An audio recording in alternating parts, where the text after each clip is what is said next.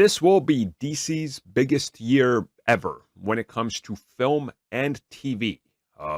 We're seeing right now, they're ending their first ever shared universe film to TV. Peacemaker's coming to an end. The Batman is coming up.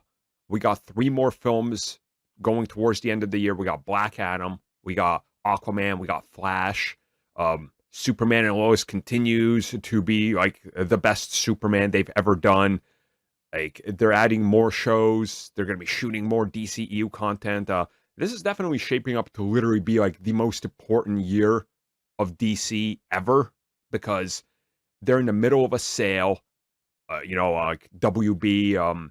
We've now recently got those reports about the gaming division. WB is set to lose all rights to Lord of the Rings, like even gaming. Well, they've lost them, haven't they? Well, now fully, by the sounds of it, like it's just gonna be gone. Yeah, because I think it was they put up the rights to the video game rights to it, and they set it to like $2 billion, with Amazon being first in line to buy the rights. So isn't it the games and the movie rights? Yep, it's pretty much everything Lord of the Rings. Which, again, I think now more than ever, WB looks at DC and goes, "Oh no, we only got like this in Harry Potter, and guess what? The other thing is so tainted that we're legit worried about the future of that franchise because nobody wants to talk about it because the creator of it." So it's like, well, now you got DC, and you've screwed that into the ground so hard that this year is, I think, a make it or break it point for everything they got going. Because, like, imagine if out of the 4 big films, imagine if like 2 flop. And I still think, the Batman's going to be a success. Black Adam, it's The Rock, so moderate success, I would assume, to huge. The Flash, I hope nostalgia sells. I hope that Batman can sell it, because The Flash ain't going to sell it. And Aquaman, there's going to be some backlash there. It remains to be seen how it does. I assume it's going to do good, but I don't know if maybe people are worn out over the first film. And this year, this December, we're seeing the release of Aquaman literally about a week and a half apart from Avatar 2, and they're both underwater spectacles, and it's going to be interesting to see how they battle it out. I'm intrigued by this year. Like, there's a lot of stuff going on, so what do you guys think? Yeah, it's the battle of the sequels that I'm not sure if anyone really cares about. Yeah.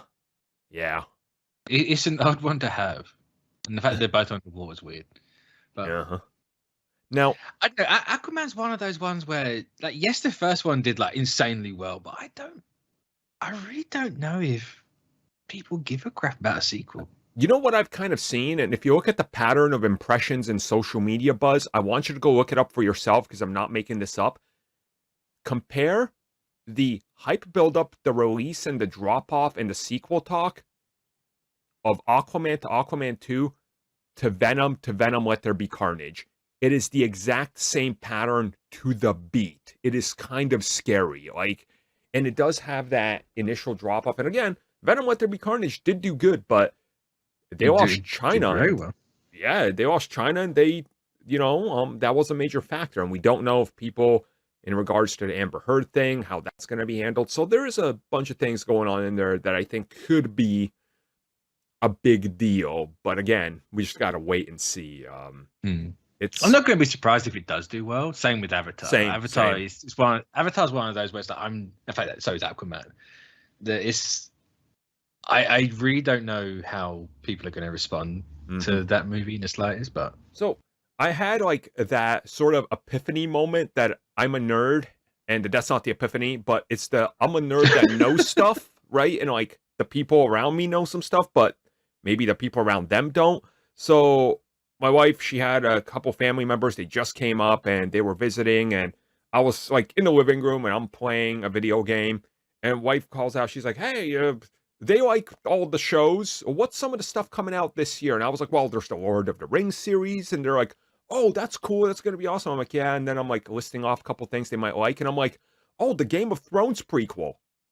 Suddenly there was this deafening noise of, like how when people cheer. No, like it was the opposite. It was like how when people cheer when something happens in a film, these were the people that they don't They don't complain about the ending. They watched it because they liked it, and they're not like, oh, this is how I would have fan fiction my perfect ending. It was suddenly like, there's a new Game of Thrones. So I brought up the quick, little snippets and trailers they showed. I've never seen people react how we react to new announcements of MCU and stuff. Like, suddenly, like, Game of Thrones is back. These people are all in. They're like, when? When do I gotta do my HBO subscription? I need to know about this. I was like, well, okay, I guess Game of Thrones is still relevant. Like, I don't, to me, it's like, I don't see anyone talk, even when Same. something's released about those prequel Same. seasons. I never see see anybody. Nothing. The only thing I think people talk about is how bad the ending was. Exactly. Yeah, So yeah. I was surprised that there's so many people that are just like, there's more. I'll take more. I'm like, okay, I guess there's something here. So WB does have some good stuff this year, but I do think it's legit all down to DC. And unfortunately, I know some people are going to get mad at me. Nobody cares about Peacemaker.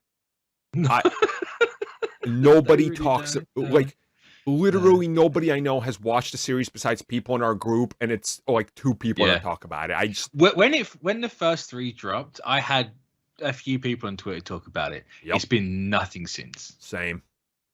Absolutely nothing. And again, it's like the Suicide Squad did the same thing. I think the interest in that thing just died because the first film, yes, people went and saw it, but they had their fill and they did not want more. So I really hope something can happen here. I'm personally just going to bet on the Batman being the best thing DC does this year.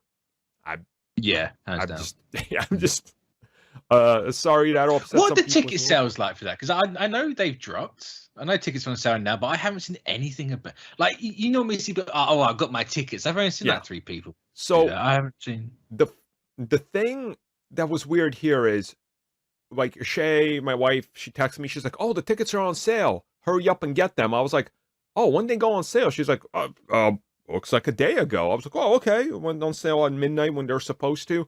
I went to check our, big first showing, which I typically do. There was 1 seat sold, and it's 36 hours after. I was like, "Oh, like," and again, I'm talking about films like The Suicide Squad had more, like, even other even Dune had more in this theater. And like, I went through and just kind of searched, Batman on Facebook just to see if any of my friends are talking about their tickets. Only 2, and they're the ones that got the IMAX early 3-day thing. Nobody else. I'm kind of weirded out by it because you think there'd be that big buzz, but nothing. I wonder. I wonder. I think that's purely down to the fact that they announced the ticket sale date way before. Yeah. Yep.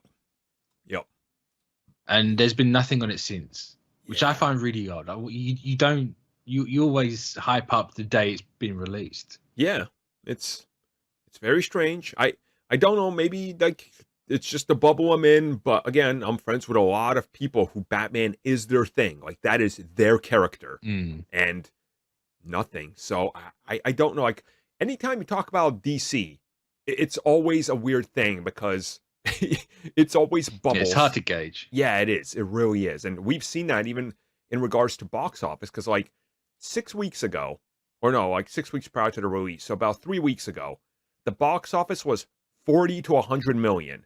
A week ago, 140 to 250 million opening weekend. I'm like, who? How? Like 250 on a high end for Batman? Look. Yeah, I'd like to know where that's coming from. Like even 200 million, I would find hard to believe. Like, where is this? I mean, maybe it's because my last 2 weeks have just been nosing the Switch playing Monster Hunter, and I've just completely blocked out everything from the outside world. That's fair enough. I haven't seen a lot of this stuff, but that's wild to me. Like, yeah. So that's kind of it. So look. Once we see the trailers, we'll come back and talk about them next week, and we'll talk a little bit more about what goes on with pretty much the entire future of WB and